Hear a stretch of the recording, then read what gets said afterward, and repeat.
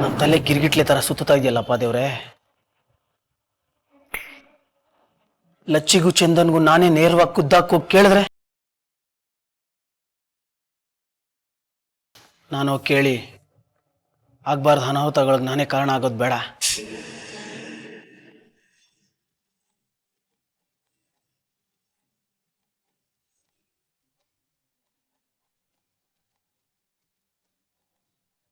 ಈ ಲೋಕದ ನಾಟಕದಲ್ಲಿ ಇನ್ನ ಏನೇನು ಆಟ ಆಡಿಸ್ಬೇಕು ಅಂತ ಇದೆಯಪ್ಪ ಅದವ್ರೆ. ಚಂದನ್ ಜೇನಿನಂತ ಹುಡುಗ, ಲಚ್ಚಿ ಹಾಲಿನಂತ ಮನಸ್ಸಿರೋ ಹುಡುಗಿ. ಹಾಲು ಜೇನು ಹಾಗೆ ಬದುಕಬೇಕಾದ್ರೆ ಇವರಿಬ್ಬರು ಜೀವನದಲ್ಲಿ ಹಾಲ ಯಾಕಪ್ಪ ಸೃಷ್ಟಿ ಮಾಡ್ತಾ ಇದೆಯಾ ದೇವ್ರೆ? ಮನುಷ್ಯ ಕೈ ಮುಗಿದು ವರ ಕೇಳ್ಬೋದು, ಅದನ್ನ ಕೊಡೋದು ಬಿಡೋದು ನಿನಗ್ ಬಿಟ್ಟಿದ್ದು. ದಯವಿಟ್ಟು ಇವರಿಬ್ಬರನ್ನ ಕಾಪಾಡಪ್ಪ ತಂದೆ.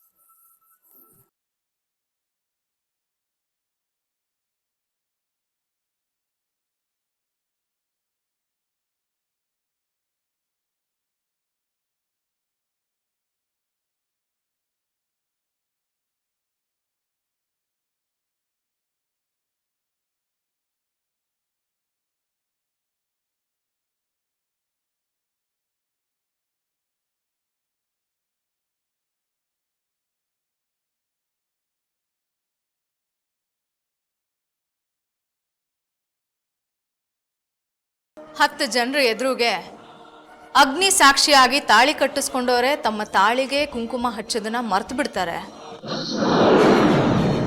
ಅಂಥದ್ರಲ್ಲಿ ಡ್ಯೂಪ್ಲಿಕೇಟ್ ತಾಳಿ ಹಾಕೊಂಡಿರೋ ನೀನು ಕುಂಕುಮ ಹಚ್ಚಿ ಸಿಂಗಾರ ಮಾಡ್ತಿದ್ಯಾ? ಅಕ್ಕ, ವಿದ್ಯಾವಂತೆ ನೀನು, ಹೀಗೆಲ್ಲ ಮಾತಾಡ್ಬೋದಾ? ಇವಳು ಒಂದು ಹೆಣ್ಣು ಅನ್ನೋದನ್ನು ಮರೆತು ಹೀಗೆಲ್ಲ ಮಾತಾಡ್ತಿದ್ಯಲ್ಲ, ಇವಳ ವಿಷಯ ನಿಂಗೆ ಯಾಕೆ? ನಾನು ಅವಳನ್ನ ಏನು ಬೇಕಾದರೂ ಕೇಳ್ಕೊಳ್ತೀನಿ, ನಿನಗೆ ಯಾಕೆ? ಅಕ್ಕ ಇವಳ ಬಗ್ಗೆ ಎಲ್ಲ ಹೇಳಿದಾಳೆ. ಸುಮ್ಮನೆ ಇವಳೆ ತಾಳಿ ಕಟ್ಕೊಂಡು ನಾಟಕ ಆಡ್ತಿದ್ದಾಳೆ. ಇವಳ ನಾಟಕನ ಗೊಂಬೆ ಅಷ್ಟೇ ನಂಬಬೇಕು. ಮಳ್ಳಿ ಮಂಚ ಕಾಲು ಎಷ್ಟು ಅಂದ್ರೆ 3 ಮತ್ತೊಂದು ಅಂದ್ಲಂತೆ. ಅಂತ ಜಾತಿಗೆ ಸೇರಿದವಳು ಇವಳು. ಅಕ್ಕ ಸುಮ್ಮನಿರೋ ಅನ್ನಲ್ಲ, ಯಾಕೆ ಇವಳನ್ನ ಇಷ್ಟೊಂದು ಹೊಟ್ಟೆ ಉರಿಸ್ತಿದ್ಯಾ? ಹೋಗಿ ಕಲ್ಪನಾ ಅಕ್ಕನ ಕೇಳು, ಅವಳೇ ಎಲ್ಲ ಹೇಳ್ತಾಳೆ. ಅಕ್ಕನ ಮನೆಗೆ ಬೆಂಕಿ ಹಾಕ್ಬಿಟ್ಟು ಬಂದ್ಲು, ಈಗ ನಮ್ಮನೇಲಿ ಇನ್ನೇನ್ ಮಾಡ್ತಾಳೋ. ಅಕ್ಕ, ನೀನ್ ಮಾತಾಡ್ತಾ ಇರೋ ರೀತಿ ನನಗೆ ಸ್ವಲ್ಪನೂ ಇಷ್ಟ ಆಗ್ತಿಲ್ಲ. ಇಷ್ಟ ಆಗ್ತಾ ಅಲ್ವಾ? ಸರಿ, ಹಾಗಿದ್ರೆ ನೀನೇ ಇವಳನ್ನ ಕೇಳು, ಇವಳ ಗಂಡ ಯಾರು, ಎಲ್ಲಿದ್ದಾನೆ, ಏನ್ ಮಾಡ್ತಿದ್ದಾನೆ ಅಂತ.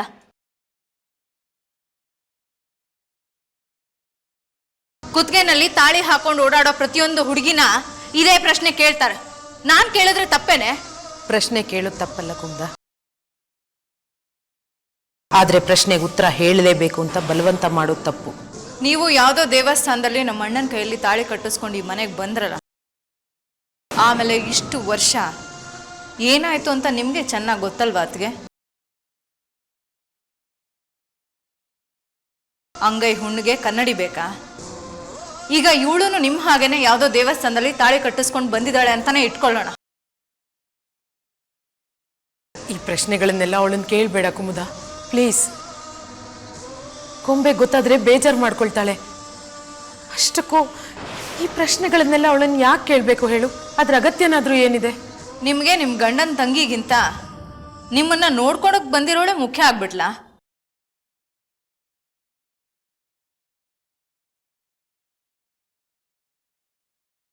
ಗೊಂಬೆಗೆ ಮಾತ್ರ ತಲೆ ಕೆಟ್ಟಿದೆ ಅಂತ ನಾನು ಅನ್ಕೊಂಡಿದ್ದೆ. ಇವಳನ್ನ ವಹಿಸ್ಕೊಂಡು ಮಾತಾಡ್ತಿರೋದನ್ನ ನೋಡಿದ್ರೆ ನಿಮಗೂ ತಲೆ ಕೆಟ್ಟಿದೆ ಅನ್ಸುತ್ತೆ. ಚಿನ್ನು ಮನಸ್ಸಿಗೆ ನೋವಾಗದೆ ಇರೋ ಥರ ನೋಡ್ಕೊಳ್ತೀನಿ ಅಂತ ನಾನು ನನ್ನ ಸೊಸೆಗೆ ಭಾಷೆ ಕೊಟ್ಟಿದ್ದೀನಿ. ಅದಕ್ಕೆ ಗೊಂಬೆನ ಮುಂದಿಟ್ಕೊಂಡು ನನ್ನನ್ನು ಹೆದರಿಸ್ತಾ ಇದ್ದೀರಾ? ನಾನು ಇವಳನ್ನ ಪ್ರಶ್ನೆ ಮಾಡಿದೆ ಅಂತ ನೀವು ಗೊಂಬೆ ಹತ್ರ ಹೋಗಿ ಚಾಡಿ ಹೇಳ್ತೀರಾ? ಹೋಗಿ ಹೇಳಿ, ಗೊಂಬೆ ಬಂದು ನನ್ನನ್ನು ಪ್ರಶ್ನೆ ಮಾಡಲಿ, ನಾನು ಅವಳನ್ನ ನೇರವಾಗೇ ಕೇಳ್ತೀನಿ. ನಿನ್ನ ತಂಗಿ ಗಂಡ ಯಾರು, ಎಲ್ಲಿದ್ದಾನೆ, ಏನು ಮಾಡ್ತಿದ್ದಾನೆ? ಇವಳು ಏನು ಮಾಡಬಾರ್ದು ಮಾಡಿದ್ಲು ಅಂತ ನಿನ್ನ ತಂಗಿನ ಬಿಟ್ಟು ಹೋದೆ ಅಂತ ಅವಳನ್ನೇ ನೇರವಾಗಿ ಕೇಳ್ತೀನಿ.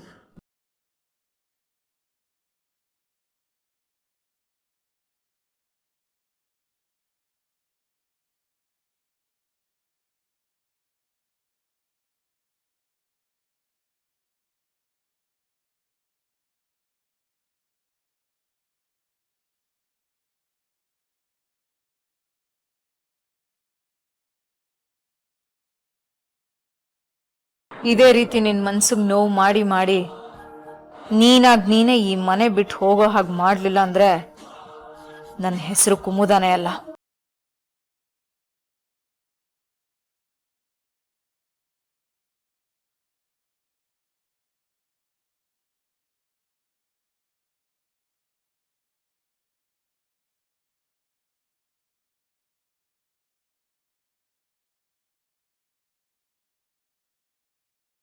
ಅಮ್ಮ, ಯಾಕೋ ತುಂಬ ಬೇಜಾರಲ್ಲಿದ್ದಾಗಿದೆ.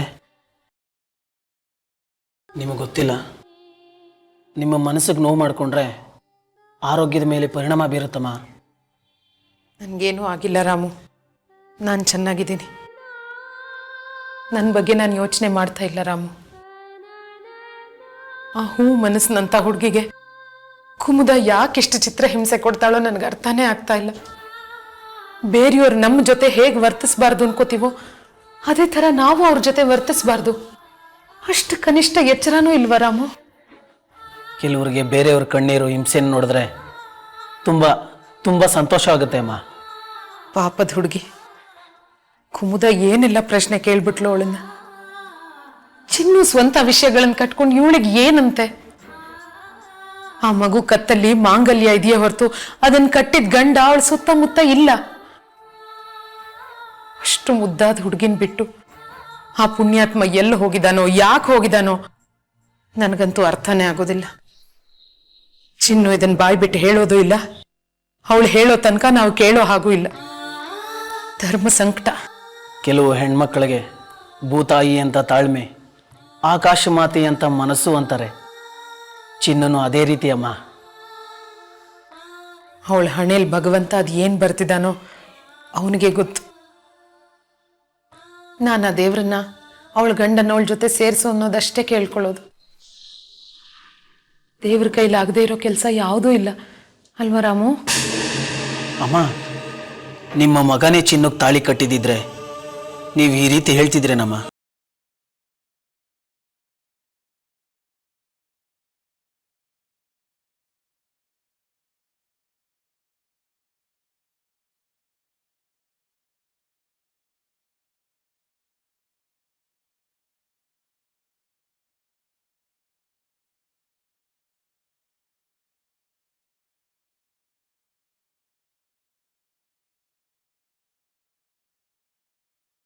ಈ ತಾಳಿ ಕಟ್ಟಿಸ್ಕೊಂಡಿದ್ದ ಕಾರಣಕ್ಕೆ ನಾನಿನ್ನೂ ಎಷ್ಟೆಷ್ಟು ತಾಳ್ಕೋಬೇಕು? ಈ ತಾಳಿ ಕಾರಣಕ್ಕೆ ನಾನಿನ್ನೂ ಎಷ್ಟು ಜನಕ್ಕೆ ಉತ್ತರ ಕೊಡಬೇಕು? ಇದರಿಂದ ನಾನು ಜೀವ ಸಾಯ್ತಾ ಇದ್ದೀನಿ. ಈ ತಾಳಿ ಕಟ್ಟಿ ನಾನು ನರ್ಕದಿಂದ ಪಾರು ಮಾಡಿದ ಆ ದೇವ್ರ ಬಗ್ಗೆ ಇಲ್ಲ ಸಲ್ಲದ್ ಮಾತಾಡಿದ್ರೆ ಅದನ್ನೆಲ್ಲ ಕೇಳಿಸ್ಕೊಂಡು ನಾನು ಹೆಂಗೆ ಸುಮ್ಮನಿರ್ಲಿ?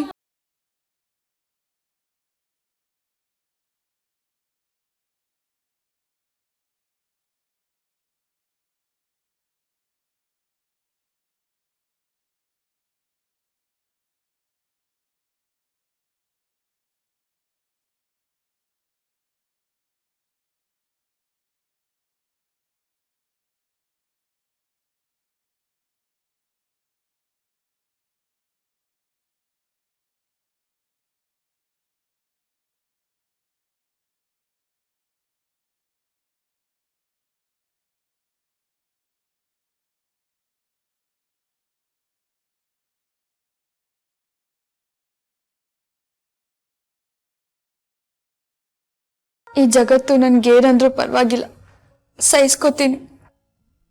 ತಾತಮ್ಮ ಹೇಳೋದು ತಾಳಿದವನು ಬಾಳಿಯನು ಅಂತ. ತಾಳಿ ಕಟ್ಟಿ ನನ್ನ ಜೀವ ಉಳಿಸಿದಿರಿ, ತಾಳ್ಕೋತೀನಿ. ಆದರೆ ನಿಮ್ಮ ಬಗ್ಗೆ ನನ್ನ ದೇವ್ರ ಬಗ್ಗೆ ಯಾರಾದರೂ ಏನಾದರೂ ದೂರಿದ್ರೆ ಸಹಿಸ್ಕೊಳಕ್ಕಾಗಲ್ಲ. ಅಕ್ಕ ಇದ್ದಿದ್ರೆ, ನನ್ನ ಅಕ್ಕ ಇದ್ದಿದ್ರೆ ಚಿನ್ನು ಅಂತ ತಲೆ ಸವರಿ ಸಮಾಧಾನ ಮಾಡ್ತಿದ್ಲು. ಈ ಮನೆಯಲ್ಲಿ ನನಗಂತ ಯಾರೂ ಇಲ್ಲ. ನನ್ನ ದೇವ್ರು ನೀವು, ನನ್ನ ಗಂಡ ನೀವು. ನಿಮ್ಮ ಜೊತೆ ಒಂದಿನ ಸಂಸಾರ ಮಾಡೋ ಭಾಗ್ಯ ಕೇಳ್ಕೊಂಬರ್ದೇ ಇರ್ಬೋದು, ಆದರೆ ನಿಮ್ಮ ಹೆಂಡತಿ ಆಗೋ ಭಾಗ್ಯ ಕೇಳ್ಕೊಂಬಂದಿದ್ದೀನಲ್ಲ, ಅಷ್ಟು ಅದೃಷ್ಟ ಸಾಕು.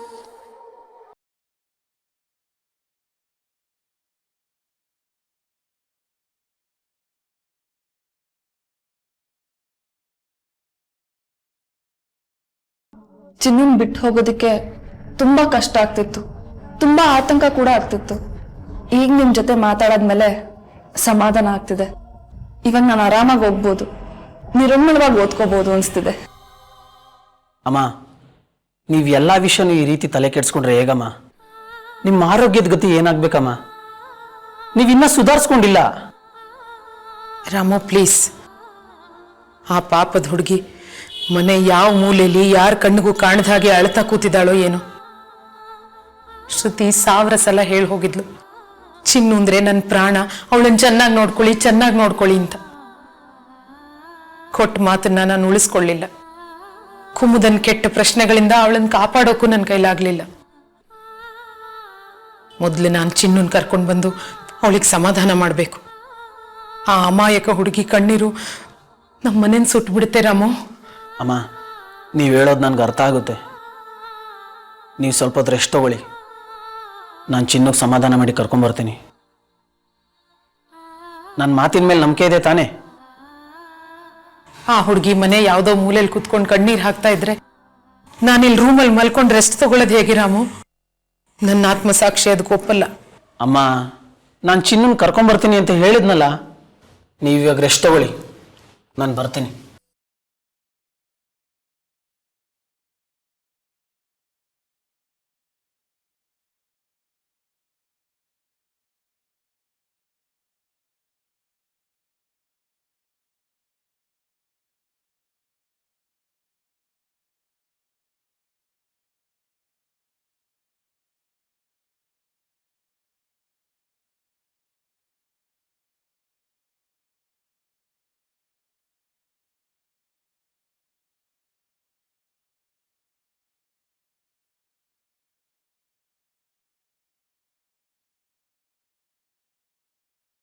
ನೀವೆಲ್ಲಿದ್ದೀರೋ ನನಗೆ ಗೊತ್ತಿಲ್ಲ.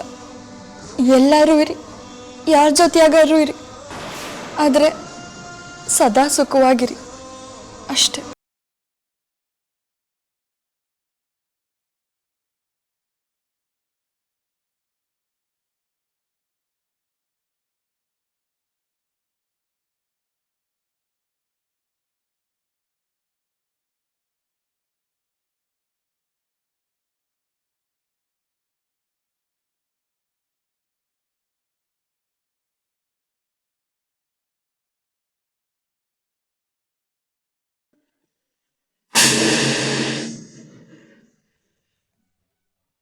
ಚಿನ್ನು ಯಾವುದೋ ಫೋಟೋ ನೋಡ್ಕೊಂಡು ಅಳ್ತಿದ್ದಾಳೆ. ಅಂಥದ್ದು ಏನಿದೆ ಆ ಫೋಟೋದಲ್ಲಿ? ಒಂದು ವೇಳೆ ಅವಳ ಗಂಡನ ಸಂಬಂಧಪಟ್ಟ ಹಾಗೆ ಏನಾದರೂ ಇರಬಹುದು. ಹೇಗಾದರೂ ಮಾಡಿ ತಿಳ್ಕೊಬೇಕಲ್ಲ. ಈಗ ನಾನು ಹೋಗಿ ಅದೇನು ಅಂತ ಕೇಳಿದ್ರೆ ಚಿನ್ನು ಆ ಫೋಟೋ ತೋರಿಸದೇ ಇರಬಹುದು. ಬೇಡ, ಹಾಗಾಗೋದು ಬೇಡ. ಚಿನ್ನು ಇಲ್ಲದೆ ಇರೋವಾಗ ನಾನೇ ಅವಳ ರೂಮ್ಗೆ ಹೋಗಿ ಆ ಫೋಟೋ ತೆಗೆದು ನೋಡಬೇಕು. ಅದು ತಪ್ಪಲ್ವಾ? ತಪ್ಪೆ. ಆದರೆ ನೋಡಲೇಬೇಕಾದ ಅನಿವಾರ್ಯತೆ ನನಗಿದೆ. ಚಿನ್ನು ಬಗ್ಗೆ ಅರ್ಧಂಬರ್ಧ ತಿಳ್ಕೊಂಡು ನನಗೆ ತಲೆ ಕೆಟ್ಟೋಗಿದೆ. ನಾನು ಮಾಡ್ತಿರೋ ತಪ್ಪಾದು ಸರಿ. ಚಿನ್ನು ಹೊರಗೆ ಕಳಿಸಿ ಆ ಫೋಟೋಲ್ಲಿ ಏನಿದೆ ಅಂತ ನಾನು ತಿಳ್ಕೊಳ್ಳೇಬೇಕು.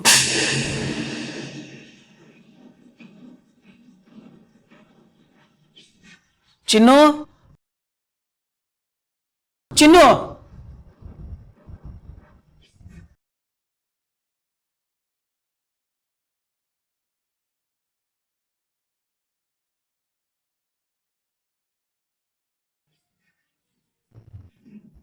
ಚಿನ್ನು, ಇನ್ನೂ ಅಳ್ತಾ ಇದೀಯಾ?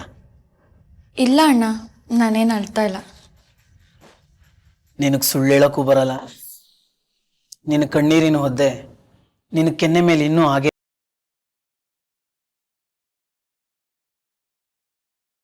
ನನಗೆ ಗೊತ್ತಮ್ಮ, ನಿನ್ನ ಮನಸ್ಸಿಗೆ ನೋವಾಗಿದೆ, ಬೇಜಾರಾಗಿದೆ ಅಂತ. ಎಲಿವಿಲ್ಲದ ನಾಲ್ಗೆ ಜನ ಕೆಟ್ಟದಾಗ ನಾಲ್ಕು ಮಾತಾಡಿದರೆ ನಮಗದು ಕೇಳಿಸ್ಲಿಲ್ಲ ಅಂತ ನಾವು ಸುಮ್ಮನಾಗಬೇಕು. ಕುಮುದ ಅತ್ತೆ ನಿನಗೆ ನೋವು ಮಾಡಬೇಕು ಅಂತಲೇ ಮಾತಾಡಿದ್ರು ನೀನು ಅಷ್ಟೊಂದು ಮನಸ್ಸಿಗೆ ಹಚ್ಕೊಬಾರ್ದು. ಇದರಿಂದ ಅಮ್ಮನಿಗೂ ತುಂಬ ಬೇಜಾರಾಗಿದೆ. ನೀನೇ ಅವ್ರಿಗೆ ಸಮಾಧಾನ ಮಾಡಬೇಕು. ಹೋಗು, ಅವ್ರಿಗೆ ಸಮಾಧಾನ ಮಾಡು. ನನ್ನಿಂದ ಎಲ್ಲರಿಗೂ ತೊಂದರೆ. ನಾನು ಎಂಥ ದುರಾದೃಷ್ಟದವಳು. ಆ ಥರ ಮಾತಾಡಬಾರ್ದಮ್ಮ. ಅಮ್ಮನ ಹತ್ರ ನಾಲ್ಕು ಮಾತಾಡಿದರೆ ಎಲ್ಲ ತಂತಾನೆ ಸರೋಗುತ್ತೆ. ಹೋಗು, ಅಮ್ಮನ ಹತ್ರ ಮಾತಾಡು. ಸರಿ ಅಣ್ಣ, ನಾನು ಈಗಲೇ ಹೋಗ್ತೀನಿ.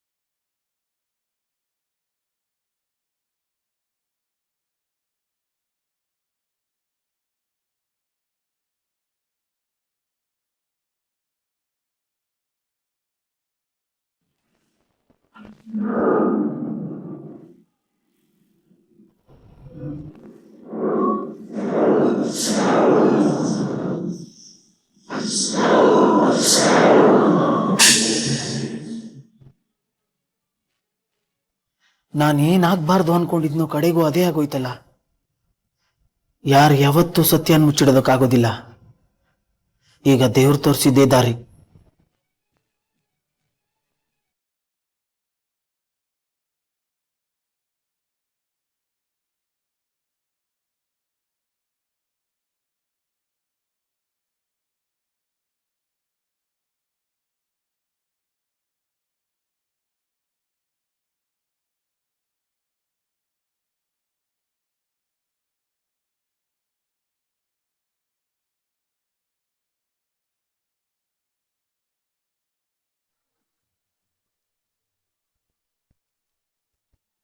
ಚಿನ್ನು, ರಾಮನ್ ನೋಡ್ದ್ಯಾ? ಇಲ್ಲ ತಾತ. ಯಾಕೆ, ಏನಾದರೂ ಬೇಕಿತ್ತಾ? ಮೊಮ್ಮಗನ ರೂಮ್ಗೆ ಹೋಗಿದ್ದೆ. ಅವನಿಗೆ ಆಗಾಗ ನೀರು ಕುಡಿಯೋ ಅಭ್ಯಾಸ. ರಾಮು ಯಾವಾಗಲೂ ಅಲ್ಲಿ ನೀರು ಇಟ್ಟಿರ್ತಿದ್ದಮ್ಮ. ಇವತ್ತು ಯಾಕೋ ಮರೆತು ಬಿಟ್ಟಿದ್ದಾನೆ ಅಂತ ಕಾಣುತ್ತೆ. ಅದಕ್ಕೆ ನೀರು ತಗೊಂಡು ಹೋಗೋಣ ಅಂತ ಬಂದೆ. ತಾತ, ಅಜ್ಜಕ್ಕೆ ಕೊಡಿ, ನಾನೇ ನೀರು ತಗೊಂಡು ಹೋಗ್ತೀನಿ, ನೀವು ಹೋಗಿರಿ. ಚಿನ್ನು, ನೀನಿಲ್ಲಿ ಬಂದಿರೋದೇ ನಮ್ಮ ಪಾರ್ವತಿನೇ ನೋಡ್ಕೊಳ್ಳೋದಕ್ಕೆ. ಅದು ಅಲ್ಲದೆ ಅದು ಇದು ಅಂತ ಮನೆ ಕೆಲಸ ಎಲ್ಲ ಹುಡುಕೊಂಡು ನೀನೇ ಮಾಡ್ತೀಯ.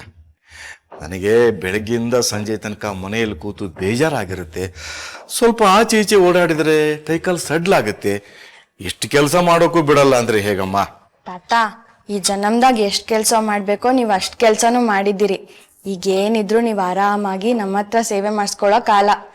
ನಾವು ದುಡ್ದು ನಿಮ್ಮ ಋಣ ತೀರ್ಸೋ ಕಾಲ ತಾತ. ಇಷ್ಟು ಚಿಕ್ಕ ವಯಸ್ಸಿಗೆ ಎಂಥ ದೊಡ್ಡ ಮಾತಮ್ಮ ಚಿನ್ನು. ನಿನಗೆ ಈ ಮಾತು ಯಾರು ಕಲಿಸಿದ್ರು? ಈ ಮನೆ ಕೆಲಸ ಎಲ್ಲ ಯಾರು ಕಲಿಸಿದಾರಮ್ಮ? ಅವರಿಗೆ ಕೈ ಮುಗಿದು ನಮಸ್ಕಾರ ಮಾಡೋಣ ಅಂತ ಅನ್ಸುತ್ತೆ. ತಾತ, ನಂಗೆಲ್ಲನೂ ನಮ್ಮ ತಾತಮ್ಮ ಹೇಳ್ಕೊಟ್ಟಿದ್ದು. ಈಗ ನೀವು ಹೋಗಿರಿ, ನಿಮ್ಮ ಮೊಮ್ಮಗನಿಗೆ ನಾನೇ ನೀರು ತಗೊಂಡೋಗಿ ಕೊಡ್ತೀನಿ, ಓಕೆನಾ? ಸರಿ ಬಿಡಮ್ಮ, ನೀನ್ ನನ್ನ ಕೈಲಿ ಎಲ್ಲಿ ಕೆಲಸ ಮಾಡಿಸ್ತೀಯ?